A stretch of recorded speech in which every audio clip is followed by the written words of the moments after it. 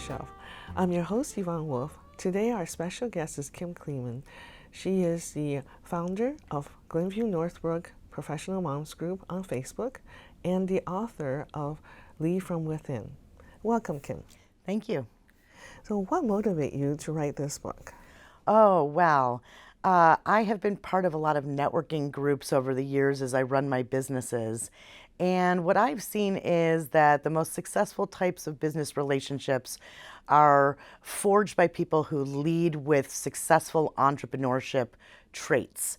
And so in the network that I'm in, called the Inner Circle, we decided to write about our stories using some of those success traits.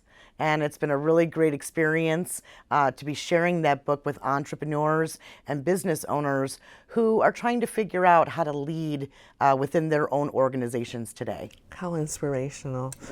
And in 2018, you founded this Inner Circle with your sister Joy. And you also been part of a family business for a long time. So we'll let you explain something about that with us. Sure. I think I'm called a serial entrepreneur, so let me start with that. But for many years now, I've been a business coach under Accelerate Successfully, and I help business owners scale their businesses using, sales and marketing tactics. But I also built with my sister Joy this networking group that we put our clients into in order for them to build strong referral networks. And it's really based on some core values that we learned from our family business growing up. And then over the pandemic, my father got sick, and I'm one of 5 kids that we grew up here in Glenview. And so I stepped forward to help run our commercial bakery business in Skokie. We make cheesecake and other delicious products for Sara Lee and other bakeries and restaurant groups around the country. And that's been a new challenge in my leadership skills because it's 100 employees and it's manufacturing. And so what I work to do is to forge all of that into a community around leading strong, good businesses in the area. You have to do a lot of building relationships. Yes. I would need resources anyway as a business owner. I would need the insurance and the attorney and the banker. And so that would be my inner circle, right? And so what I just decided to do with my business coaching was build a platform for other business owners to come in and be collaborative instead of competitive and to be better together. And I'll tell you what, when the world turned upside down and we went online rather than in person, we all forged together and we did all grow our businesses rather than feeling like we were alone during that time. Oh, yes. I think that's a huge challenge to do business online. So tell us a little bit about that background with the family business and what are some of the transferable skills perhaps that went into the Lead from Within? Yes. Well, let me say that bootstrapping something from scratch and growing something out of nothing is a skill set that I saw my parents do many, many times over. And I thought when I got into the business world that this was normal. But I realized that many people work their way up into ownership or they, have a family business that they transition down. And my parents really gave us a great skill set of how to create team, how to think like a business, and I was working in it, and as all my siblings were from a very young age. So I went out and just started to teach some of those similar things, but then in my own unique way, which is around community. I am somebody who loves to hear other people's stories. I love to connect with other people, and I'm constantly networking. So why not turn it into an actual business opportunity for others? And so whether it's the Glenview Northbrook Professional Moms Group or in the Inner Circle or my own community of resources, I'm teaching everybody how to do something that I call pivot up, which is to use your leadership skills and your strengths to get yourself to the next level. And we all go through hard stuff, and it may be really hard for people right now, but that's where leading from within comes from. And just balancing so many things, right? From as a mom or as your father being sick, you must have to take care of some of that. Sure. It's a lot, but I have a lot of fun. If you see me on Facebook, you'll know I'm living my best life traveling and going to plays. And I have a wonderful partner, so it's really a good marriage that we have after 27 years. And raising 3 kids here in Glenview and going through that, I have a little bit more time for myself now. I was on the baseball fields and the softball fields and the basketball courts, right, all of it. And now I get a chance to give back to the community. So I mentored down at 1871, which is tech companies. I help to build these communities for women locally. And really, what I get personally out of it is just a great satisfaction that I'm paying it forward in a way that I would want it to be when I was starting out. Oh, you have probably many books in you. I do. I'm writing one right now that's more of like a reference book for founders and entrepreneurs around the idea of like, what problem are you going through? Come to this book and find some resources and anecdotes around that particular problem, because business books are usually start to finish. That's why Lead From Within is a anthology, because we want you to read a short story and move on with your life and see how you can implement it. We need something like a troubleshooter book, right? Exactly. That's what we're hoping that will be. And I'll sort of break down as a leader, sort of the lies we tell ourselves, things that we believe that others tell us, because we learn through our mistakes, we learn through our lessons out here, and if we can shorten that up and give people some of the information as they're getting started, I think we'd accelerate success a lot faster. And that spreads very well. I just remember watching a webinar last week, and I was thinking, oh no, please don't refer another book. And then they refer something like 3 books. And I feel like that's too much homework. If there's something I can use, like you say, like a troubleshooting book, something short, it's a wonderful tool for people. Yes, I mean, I'm a big reader, but let's be honest that we just don't have that time anymore to devote, and we really want the golden nugget right away. And so investing into a big, long story might be great for your beach read on vacation, but in the day-to-day, as a mom and as a leader and as a sister, wife, all the roles we play, it's important for me to use my time wisely, which is why for us, networking for the Inner Circle happens mostly online. We only have 3 in-person events a year. But then locally, these professional moms groups that we're building out from Edison Park all the way to Highwood, my Glenview Northbrook group is about 2,200 women now. And that is a force. That is energy to think about how we want to lead and to network in a way that we don't get to do on the ball fields or we don't get to do in the grocery store, because we're managing all the mental load of running our households. So I wanted to give professional women in the area a place where they could show off a little bit about who they are as a leader. So that's so much to do. So I'm just surprised, how did you find the time to write, or how did you prioritize that, or maybe who encouraged you to write? Sure. So I've always been a writer. I was in first chapter of my life, I was an English teacher. I ran a publishing company for 10 years. I've always written all my marketing materials, so I love writing. But I joined a couple writing groups that gave me a chance to do some writing sprints, and I would put those in on like a Sunday morning or a Saturday afternoon once a month and just write for 3 to 4 hours. And then that muscle got into the habit, and now I'm yearning to write. But I'll be honest, I wrote a blog this morning as I was straightening my hair, and I put it on, record, and the voice memo took everything. I'll go back and edit that into something, but you don't have to be an actual writer to write anymore.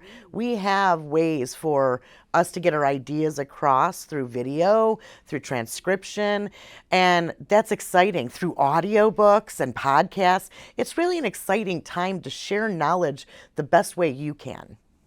Wow, that's I like books. Very inspirational. That's wonderful. All of our audience who is looking for an outlet, right? And that is a many formats of creative outlet. Yes, just do something creative. I try to say to people all the time, we consume so much. TV, phones, emails, information, but what are you doing to create?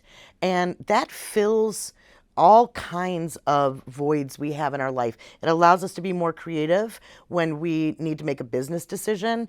It allows for us to be more adaptable and flexible because we are out there putting ourselves out there and creating. And that's not only inspirational, but it's needed all the time. Oh yes, we need to create synergy. Yes. And maybe bring an audience together. So do you have, you already mentioned the Northbrook and Glenview Moms Group. Yes. But do you have other particular audience when you created or wrote your book? What are you thinking of in your mind? Sure. In my business coaching, I am trying to get across that there's some entrepreneurial skills that you might not have learned when you got your MBA or in your corporate position or in whatever jobs you had. I believe those traits, it's about 13 of them, are success traits. So I'm working with my leaders on those success traits like drive and follow through. And so what I asked each of the authors to do is to choose one of those success traits and then tell their story through it. And it might be that you were an opportunity champion helping others to find opportunities. Or maybe you didn't know it, but you had passion and you had to leave your corporate job and start something new. So lots of ways that we incorporate that in. And then I'm infusing that into the community all the time by teaching others how to facilitate, whether it's an event or a mastermind group. I'm helping my clients step into a community and be leaders. And so it's just really gratifying because I'm just really giving permission to a lot of people to be better and then expecting it out of them. And so that sounds like very wonderful topics and wonderful for you to invite them to write, to be Yes. part of this anthology. Yes. Now, what decisions did you have to make to keep that to be 10 contributors? Or did you had too few? I mean, what was the problem perhaps with it? We found a publisher. She's actually based in Colombia, but she comes to the States and she's from the States. She has a great process and we partnered together. It's called Red Thread Publishing. And what we did was I ran monthly meetups with all the authors who were interested. And if they could get a chapter together and really hone it, then they could submit it for the book. The authors that we had, some had never written anything before, and some were multiple authors. And so those that had trouble writing, we had more support through the publisher. She had writing groups you could go to virtually. And then we had one particular author, Lynn Miller, who really came and made sure everybody got over that writing hump and got their stuff submitted. And then we did a big launch party together. And actually in December will be our 1-year anniversary. And so I just emailed everybody today to say, what are we going to do for that? Because it would be fun to celebrate with the other authors. That is actually very quick, right? I know, right? Year, right? So that's amazing that you got rang this group together. Yes, yes. Well, they're all very busy, but I think I only ask them to show up when it's necessary and when it's beneficial to them. And so I'm very strategic about that. I'm not asking a lot of favors that feed me. I'm looking for favors that feed the community. And so it makes sense. And I think people show up when I ask them because I don't ask very much out of that. You're careful with conscientious about everyone's time. We're all so busy. Yes, exactly. Well, so Kim, what have you learned about yourself through this writing process? Oh gosh, well, I had trouble. I have probably written 2 or 3 manuscripts that I've never published. And I had some sort of belief that no one wanted to hear it. Like, I really believe, I was like, oh, nothing's new. This is all kind of rehashed content. And it's just my personal philosophy on the way that I live my life. And then as I met more authors, as they came into my community, I started to realize that I really enjoyed compiling people and encouraging them to write. So basically what I did is I was like, okay, if we get 9 authors, I'm going to write a chapter. And so I sort of back-ended myself into it and forced myself to write the chapter. And then when I wrote it, it was great and it was fine. But I sort of had to get over some sort of mental block there. And now, writing my second book with one of the authors, Karen Kimsey Sword, who is also a business coach, I feel really excited about that book, and we've got a published date of next by the end of the year, and I feel good about it. So I learned that I can lean on others when I need to, because I don't have all the answers either, and I'm not perfect either. So that's what I really learned. It's a big deal. Yes, yes, it is. It's a lot to, and I can tell you're a people person. But do you feel there's other gratifying points about writing? Oh gosh. Well, I started doing more creative writing once the nonfiction business book kind of came out of me. And that was being in a writing group around other women who are publishing stories. And I always loved creative writing. And when I was a high school teacher, I loved teaching creative writing. But I felt like it, I don't want to say it was that I felt like it was a waste of my time, but I really just didn't have time. But I've started to write these like one-page essays that are about big moments in my life that maybe I'll string together into something at some point. And of course, I'm writing blogs and I'm on medium.com writing all the time. And so I'm putting content out in lots of ways that don't always come in the format of the book. And I'm just embracing that more and more. And when I go away, my computer's coming with me, because I find that as soon as my brain can relax a little bit, the writing comes out. So I love it. It's very fulfilling. I totally agree. I understand that. Yeah. When you just leave your, I guess, your familiar stomping grounds. You know, Yes. you feel this wonderful inspiration or to write something down. Yes. Yes. So I try to plan getting out of town once a quarter. That's kind of been my deal from the beginning with my lovely husband, is that I love travel. I need to get away. I need to be me. And so, in the early years with the kids, it was locking myself in a hotel room and like working and writing and ordering room service and just not having to take care of kids, right? Yes, yes. Now it's That break. Yes. Yeah. Oh God, that much needed break and sleep Sleep, yeah. and sleep. And now it's more around my own experiences. So I'm running some women's retreats where we're taking people to Colorado or to Florida, and we're either working on mindset work or we're working on their businesses and doing kind of a debrief down.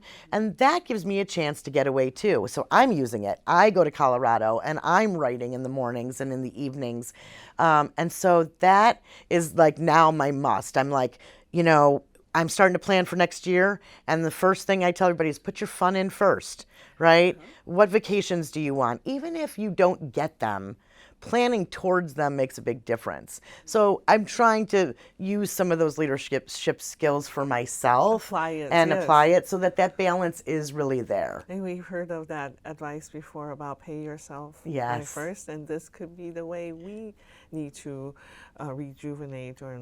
Yes, journaling, sleeping, walks on the beach, talking to other people that are in similar positions. If we don't take time out for that, and I'm interviewing a lot of CEOs for this new book, and I'm hearing that over and over, that, oh boy, I worked 80 hours a week and I wish I would have taken time for myself. I went through 2 divorces because I was never there. We are seeing the shift in the way that work is being defined by the generations coming up, and that's not a mistake. That is learning from people who are saying that That doesn't work, right? You can't have it to- really, there's regrets around that Yes, stuff. yes. And how big is big enough for you? How much is enough? You don't have to get to that $10 million company to be legitimate anymore. And so I think for a lot of leaders, at least that I work with, is let's find out what life you want to lead and then build your business around that. And it can yes. be still a big business, but Yes. build it around it. You have more control over it, and that's what it's supposed to serve you, not right? Exactly. And not run your life. Yes. Oh, so yes. wonderful. That's what a lot of the business books tell us, except Yes, for yes. that But it's we're hard usually to- too far in. Well, Kim, that's such a great model. But can you give some advice for someone who's trying to write a book like this? Oh, or yes. nonfiction, perhaps. Yes. Based on their perhaps personal experience, but then. I'll give you 3 tips. 1, tell your story. Don't be like me and think nobody wants to hear it. 2, don't be afraid that it's not going to turn into a book. Just start writing, and it might be short, it might be essays. That's okay. You can compile it into something later on. And 3, you don't have to actually write. You can transcribe, you can translate, you can do video. There's lots of ways to capture your story today, and then you can hire somebody to edit it and make it beautiful. You don't have to do it yourself. That's amazing. Those are very creative ways to work with the time we have. We often feel like we don't have time to write a 4,000 word or 200 page Book. content, Right. book. So, yeah, thank you. And okay, so what kind of difficulties you had working on the anthology that you didn't anticipate? I wanted more time to write my chapter, but I was so worried about the project management of the book that I sort of threw my chapter last, and I didn't give it the same time that I gave everybody else's. So I think I would do that differently. And I think the only other thing is that there were so many more stories and examples I wanted to give, and we had to keep it to one chapter. So now I know I can write a whole book. Yes, I can feel while we're sitting here, you have many books in you. I definitely hear it. And so what connects you to Glenview? Well, I grew up in Glenview. I'm one of 5. My dad and my mom were very involved at St. Catherine Labouré Church, and my dad was a deacon there for many years. And then I put my 3 children through St. Catherine's. They went to Glenbrook South, and my last 2 daughters and son, they all graduated last year. So I feel like the reason that the Glenview Northbrook Professional Moms Group was easy to start is because I already knew everybody. Yes, and they must already enjoy your company. Exactly. Sign me on, I right? had a lot of friends through all the years and all the things that I've done and all the things my kids have done. And that's really it, is I just wanted all these awesome women to know each other. That's something so important about community building. Yes. Yes. And Yes. so what is your message out there? One last message for our audience? Well, I just want to thank you for this interview. I would say jump in, say yes to some things. Sometimes we hear that say no, and that is true, but opportunities come all the time that people talk themselves out of, and you just never know where it's going to lead. So feel free to say yes to some of those unknowns and see where it leads. Oh, thank you very much, Kim. Thank you. And thank you for watching. Join us next time on Off the Shelf.